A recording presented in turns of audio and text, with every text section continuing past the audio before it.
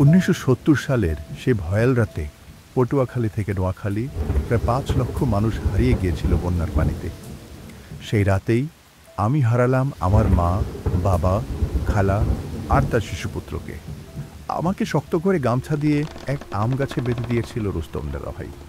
মৃত্যুর মুখোমুখি দাঁড়িয়ে সারা রাত গাছের সাথে আঁকড়ে থাকলাম আমরা দুজন। ভোরে দেখেই আমরা বেঁচে আছি, চারপাশ ধ্বংসস্তূপ। সেই দিন থেকেই রুস্তম ভাই হয়ে ওঠেন আমার নতুন আশ্রয়, আমার নতুন বাবা। গ্রামের স্কুলে পড়াশোনা করি, স্বপ্ন দেখি একদিন অনেক বড় কিছু একটা হব।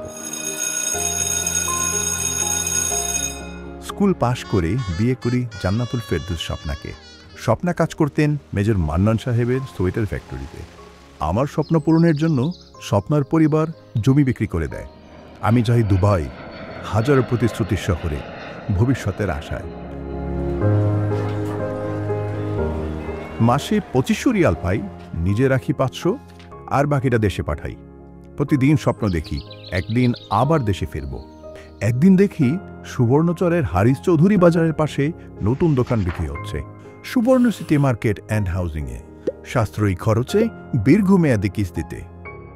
এবার নিজের দোকান হবে, নিজের জমিতে দাঁড়াবো, বিদেশ নয়, নিজের দেশে। শুরু হচ্ছে নোয়াখালীর প্রথম ও একমাত্র পরিকল্পিত বাণিজ্যিক ও আবাসিক প্রকল্প সুবর্ণ সিটি মার্কেট অ্যান্ড হাউজিং। এককালীন মূল্য পরিশোধে পাচ্ছেন প্রিমিয়াম লোকেশনের দোকান। এছাড়া এককালীন মূল্য পরিশোধের ওপর রয়েছে বিশেষ ছাড় এবং দীর্ঘমেয়াদী কিস্তি সুবিধা তো থাকছেই। তাই আর দেরি না করে আজই আপনার বুকিং নিশ্চিত করুন। এটা শুধু একটি দোকান নয়, এটি ফিরে আসার গল্প, এটি আবার নতুন করে শুরু করার গল্প। সুবর্ণ সিটি মার্কেট অ্যান্ড হাউজিং, স্বপ্ন নয়, আপনার ভবিষ্যতের ঠিকানা।